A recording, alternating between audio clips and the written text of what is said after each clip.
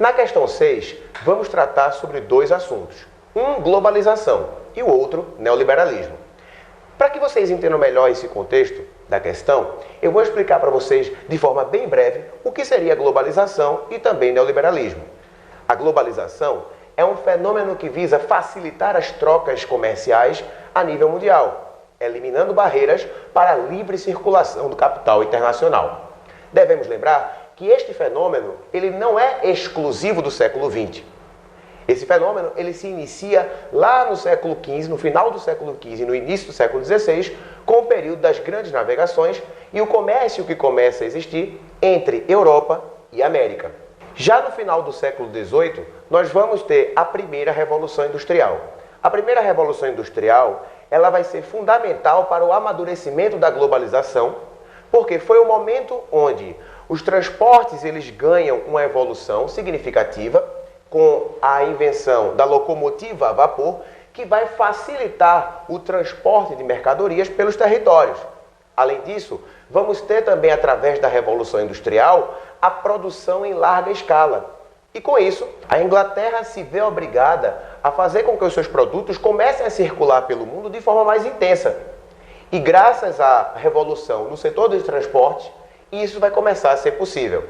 A globalização, nesse momento, ganha força, mas é a partir da segunda metade do século XX, com a terceira Revolução Industrial, a revolução da tecnologia de ponta, com o meio técnico-científico e informacional, que de fato a globalização ela vai se tornar intrínseca ao nosso dia a dia. A partir do momento em que os sistemas de telecomunicações e transportes evoluem a ponto de eu, a qualquer momento do dia, estar conectado e falando com a pessoa em qualquer lugar do mundo.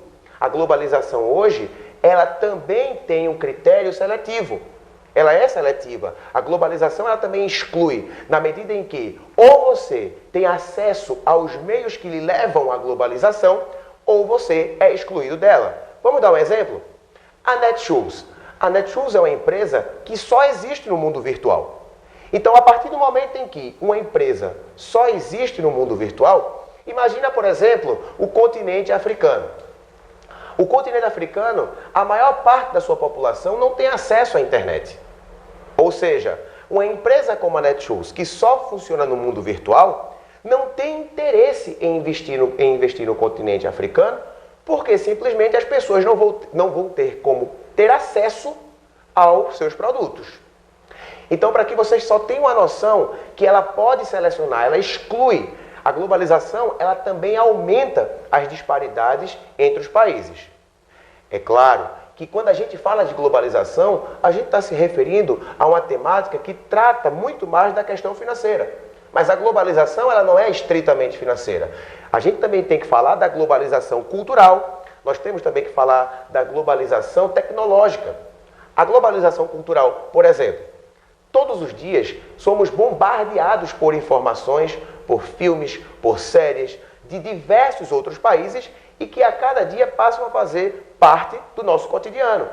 Quando você vai num simples programa no cinema, por exemplo, você vai assistir um filme hollywoodiano, você pega o seu carro de uma marca italiana, você vai lanchar em uma rede de fast food norte-americana, veja a quantidade de países que vão estar envolvidos em um simples programa de uma ida ao cinema.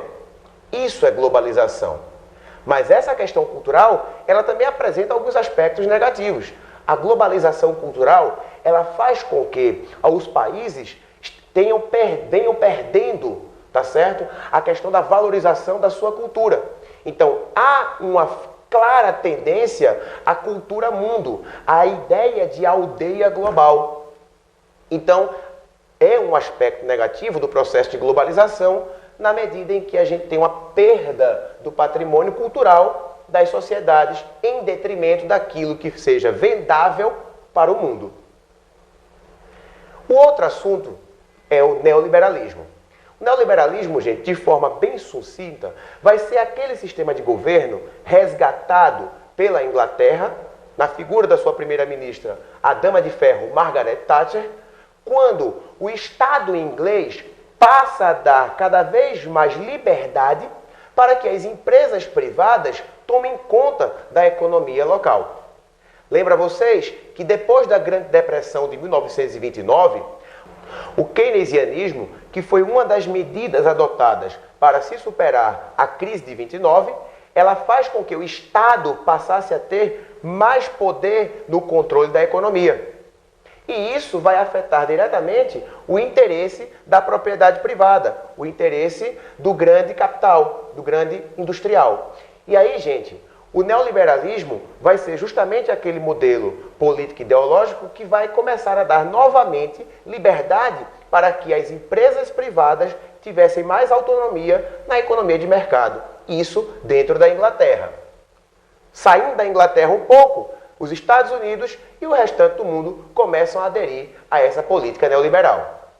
Aqui no Brasil, o neoliberalismo ele vai se iniciar ainda no governo Collor e vai se tornar um pouco mais intenso do governo Fernando Henrique Cardoso, a época onde a gente começa a privatizar diversas empresas aqui no Brasil. Vamos ler a questão. Dois conceitos muito discutidos nos dias atuais. Aí vem a primeira parte da resposta. É um processo econômico e social que estabelece uma integração entre os países e as pessoas do mundo todo. De modo que as pessoas, os governos e as empresas trocam ideias, realizam transações financeiras e comerciais e espalham aspectos culturais pelos 4 cantos do planeta. Gente, quando a gente fala aqui de integração de mercados, quando o texto fala de integração cultural, pelo que a gente acabou de falar, antes de começar a ler a questão, fica fácil do aluno perceber, você perceber, que a gente está falando do conceito de globalização. E aí, quando vocês observam as alternativas da questão, você vai ver que apenas a letra C é aquela que traz o primeiro conceito, a resposta como conceito de globalização. Então, a letra C já fica a resposta da questão. Mas vamos conferir a segunda parte da questão, que fala sobre o neoliberalismo. É um conjunto de ideias políticas e econômicas capitalistas que defendem a não participação do Estado na economia. De acordo com essa doutrina, deve haver total liberdade de comércio, o livre comércio, pois este princípio garante o crescimento econômico e o desenvolvimento social de um país. Só lembrando a vocês que a questão do neoliberalismo, ele prega que cabe ao Estado apenas cuidar da questão social, cuidar das infraestruturas e que a economia fique totalmente na mão do livre mercado, ou seja, das empresas privadas.